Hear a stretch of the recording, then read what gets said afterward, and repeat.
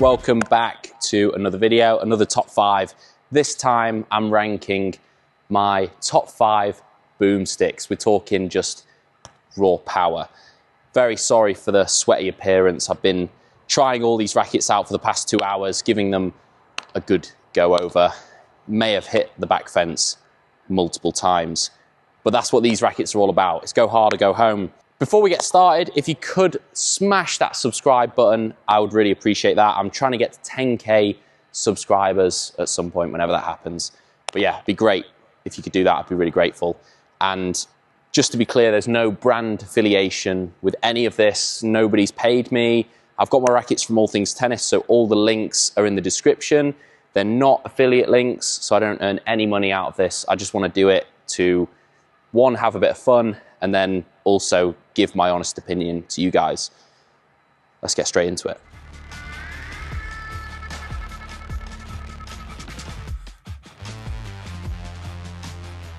In at number 5, we've got the Wilson Shift. Probably the most powerful racket that Wilson make at the minute, I would have thought. I don't know. It's between that and the Ultra, I think. But yeah, on a scale of 1 to Boomstick, it ranks pretty highly. I enjoy playing with this racket. It's not one of my favorites from Wilson. It's not a racket that I would pick up and play with. But yeah, I think it looks pretty cool and it does the job. Gives you a, ample bit of pop. And yeah, like I say, it's great fun to play with. But yeah, number 5.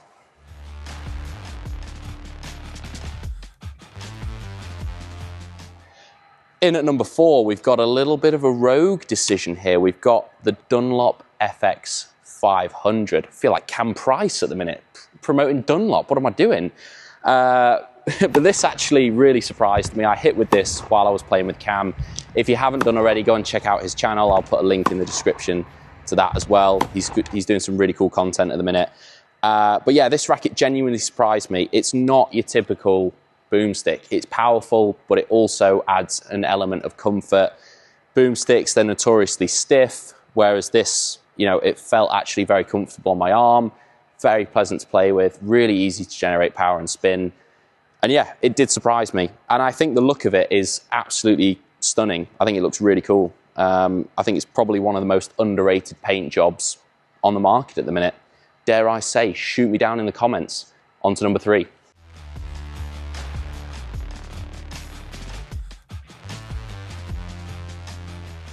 In at number 3, we've got the Head Boom MP. I mean, it literally has boom in the name. What more do you need to convince you that this racket is all about power? I remember hitting with this frame about 2 or 3 years ago when it first came out. I was just in shock when I threw the ball up to hit a serve and seeing it pop off the strings at about 155 miles an hour without even trying. But yeah, it's an absolute weapon and it definitely deserves to be at number 3.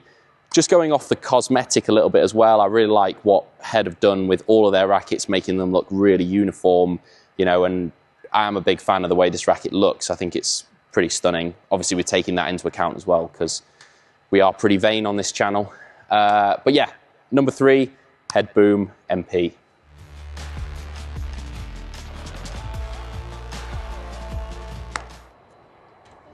Flipping it. We should do protein pancakes tonight. In at number 2, we have Ella's favorite racket on the list, which is the Yonex Ezone 100, chosen racket of Sir Andy Murray. I mean, if Andy Murray wants more power and he chooses an Ezone, you know that it's going to be bloody good. I've never actually hit with this racket up until this week, I think, when I got my hands on one. Thank you, All Things Tennis. Yeah, I mean, super powerful, super poppy, easy to generate power and spin. But for me, this is probably the highest quality feeling frame out of the whole list. It just feels, crisp, feels comfortable. The sweet spot feels mahoosive. But yeah, I was a big fan of it. Really enjoyed play testing it. Really fun to play with. I don't think it's really a racket for me. I don't think I would play with this. I don't think, because I prefer something a little bit stiffer and something with a little bit less power. But if you're wanting a lot of pop, you still want that comfortable feeling, the Yonex Ezone 100 really impressed me. And as Ella keeps banging on about it, I mean, literally can't get it out of her hands. I have to wrestle it off her to, you know, just do anything with it, because she thinks that it's the most stunning racket on the market at the minute. She thinks that it goes with all her outfits and all that. So, yeah, if you want to match the racket to your outfits, I guess this is the one, apparently. Just on a quick note, I did string this up with Solinco Mach 10, which I think, as a cosmetically kind of appealing string for the racket, it looks really good, but also performance-wise, it really suits the racket. Anyway, enough rambling. Time for honourable mentions, actually. We'll go to honourable mentions. Not number one just yet. Hold your horses.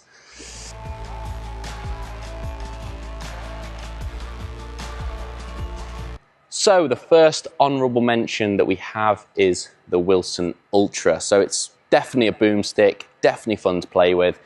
It's on the stiffer side of the boomsticks. It's not as comfortable to play with as the other frames. That's just what I felt personally. And I felt like there were a few of the rackets that performed a little bit better. But if you're used to that stiffer feeling racket, but you still want a little bit of power, this is definitely perfect for you. But in terms of power, obviously all these rackets are pretty similar. You know, they're pretty on the same wavelength.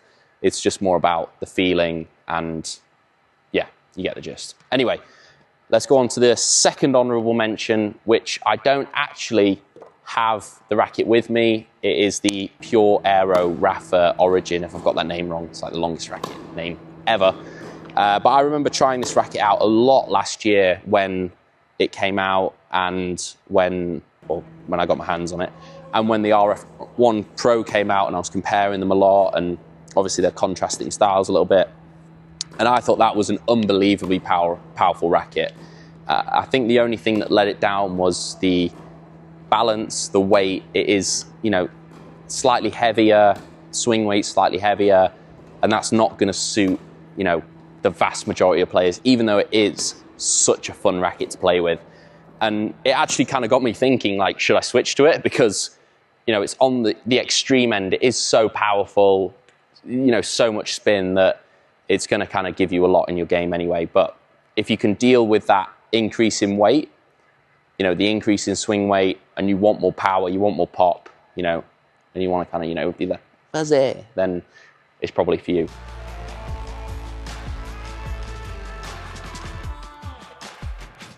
So, in at number one, throw it to me. That was better than the last one. We've got the Babolat Pure Drive 100. In terms of power, in terms of spin, this thing, in my opinion, is the ultimate boomstick on the market. Great fun to play with. You know, every now and then I let myself off the leash and flirt with the idea of swapping to one of these things. The only downside to it is a little bit stiffer than the other frames. It does come with the new NF2 tech, which makes it a little bit softer than the previous version. You could kind of feel that a little bit. I wouldn't say it's a massive difference. But yeah, if you're looking for unlimited power, a bit of spin, and all court carnage, then this is your racket. So, thank you for tuning in again for another video. Hope you enjoyed it. If you haven't done already, please smash that subscribe button for more tennis content. We'll be back next time with another top 5, maybe even my journey video. Who knows? Anyway, catch you next time.